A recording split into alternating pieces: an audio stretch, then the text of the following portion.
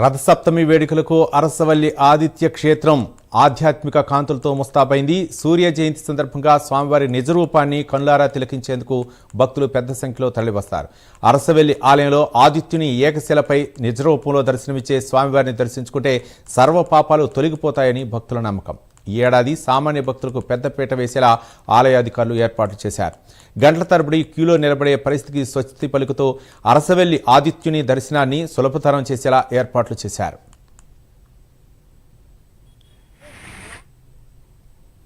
ఇప్పటి వరకు రథసప్తంకి అరసవెల్లికి వచ్చే సామాన్య భక్తుడి మనసులో ఒక భయమే ఉండేది. ఎన్ని గంటల క్యూలో నిలబడాలో అనే ప్రశ్న కలవర పెడుతూ ఉండేది. కానీ ఈసారి ఆ ప్రశ్నకు సమాధానం భక్తుల కళ్ల ముందే స్పష్టంగా కనిపిస్తోంది. జిల్లా కలెక్టర్ స్వప్నిల్ దినకర్ పుండర్కర్ నేతృత్వంలో యంత్రాంగం రూపొందించిన ఈ ప్రణాళిక కేవలం పరిపాలనా వ్యూహం కాదు, భక్తి భావనకు ఇచ్చే గౌరవం. ఆలయ పరిసరాలను 6 సెక్టార్లుగా విభజిస్తూ ప్రవేశం నుంచి నిష్క్రమణ వరకు ప్రతి అడుగు భక్తుడికి సౌకర్యంలా ఉండేలా ఏర్పాట్లు చేశారు. గుడి దూరంగా కనిపించిన క్షణం నుంచి స్వామివారి దర్శనం పూర్తయ్యే వరకు ఎక్కడా అయోమయం లేకుండా, ఎక్కడా తొక్కిసలాటకు ఆస్కారం లేకుండా ఈ వ్యవస్థను రూపొందించారు. మామిడి తోట జంక్షన్ నుంచి మొదలయ్యే మార్గం అరసితల్లి ఆలయం మీదుగా సాగే సెక్టర్ 1లో అడుగుపెట్టిన భక్తుడికి భక్తి ప్రయాణం సవ్యంగా మొదలవుతుంది.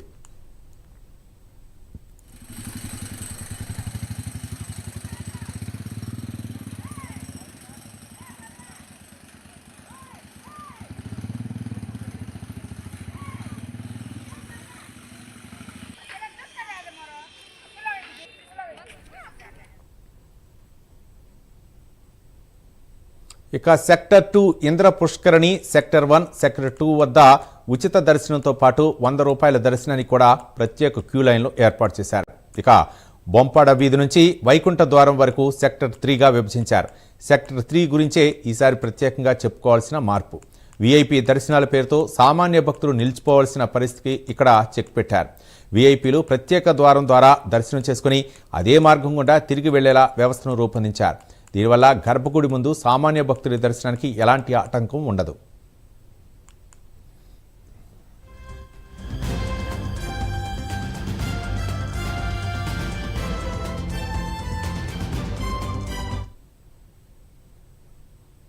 ఇక అన్ని మార్గాలు చివరకు చేరేది ప్రధాన ఆలయం లోపలి భాగమైన సెక్టర్ 4లోకే.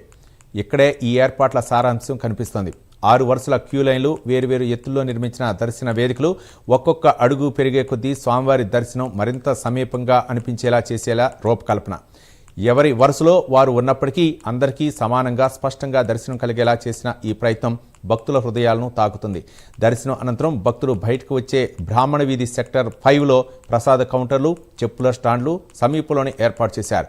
క్యూ లైన్లో గంటల తరబడి నిలబడే భక్తులు ఎండకు ఇబ్బంది పడకుండా భారీ ఎత్తున కొబ్బరి చలవ పందిళ్లను ఏర్పాటు చేశారు. వీటి కింద నిరంతరాయంగా మంచినీరు అందించేలా స్టీల్ సర్వీస్ లైన్లను, స్టీల్ గ్లాసులను ఏర్పాటు చేశారు. అంతేకాకుండా ఈసారి ఉచితంగా 1,00,000కు పైగా లడ్డూ ప్రసాదాలను పంపిణీ చేసేందుకు యంత్రాంగం సిద్ధమైంది.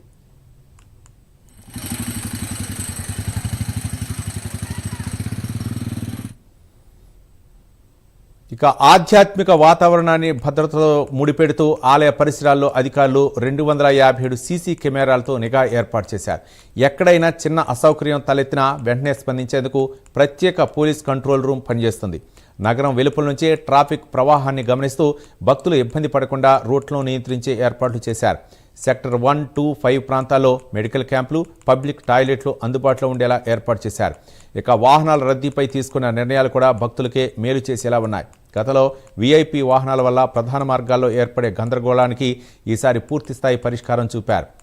ఇక అసిరి తల్లి ఆలయం ఎదురుగా ఉన్న రోడ్డులోకి వీఐపీ వాహనాలను మళ్లించి లక్ష్మీనగర్ మీదుగా బయటకు పంపేలా ట్రాఫిక్ ప్లాన్ రూపొందించారు. సామాన్య భక్తుల వాహనాల కోసం 80 అడుగుల రోడ్లో విశాలమైన పార్కింగ్ను ఏర్పాటు చేశారు.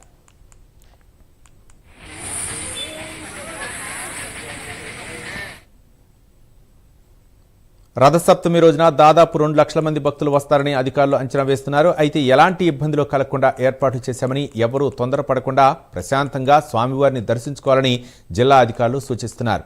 నిబంధనలు అన్ని పాటిస్తూ అరగంటలోనే స్వామివారి దర్శనం పూర్తి చేసుకోవచ్చునని అధికారులు చెబుతున్నారు.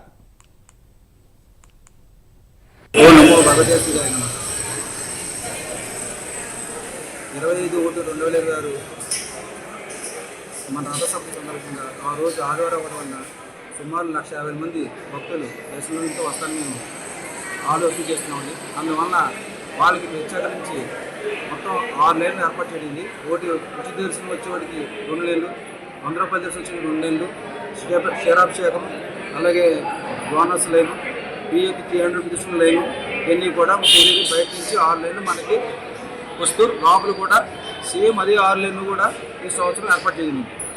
మేము ఉచిత దర్శనం చేసుకుని పెద్దపేట వేయడం జరిగింది. ఉచిత దర్శనం చేసుకున్న వాళ్ళకి ఏంటంటే స్టార్టింగ్ నుంచి 2 లైన్లు ఎలా వస్తాయో లాస్ట్ దర్శనం వరకు 2 లైన్లు ఈ సంవత్సరం ఏర్పాటు చేయండి. అది కూడా స్వామివారికి 3 అడుగులు ఎత్తు వేయడం వల్ల 2.5 స్టెప్ చేయడం వల్ల ఏమవుతుంది ఏంటంటే స్వామివారికి కింద వాళ్ళకి పైకి కనపడడం గతంలో ఇబ్బంది అయ్యేది. అందరికీ దేవుడు కనబడేలాగా ఉచిత దర్శనం పైకి అన్ని దర్శనం చేసుకుంటారు. 2.5 అడుగులు ఇంకో దర్శనం అవుతుంది, 2 అడుగులు ఇంకో దర్శనం అవుతుంది. అలాగా 6 లైన్లు మెయిన్ టెంపుల్కి వెళ్ళడం వల్ల ఏదైనా సరే మన ఉచిత దర్శనం వచ్చే భక్తులు అరగంట లోపల అవుతుందని మేము అంచనా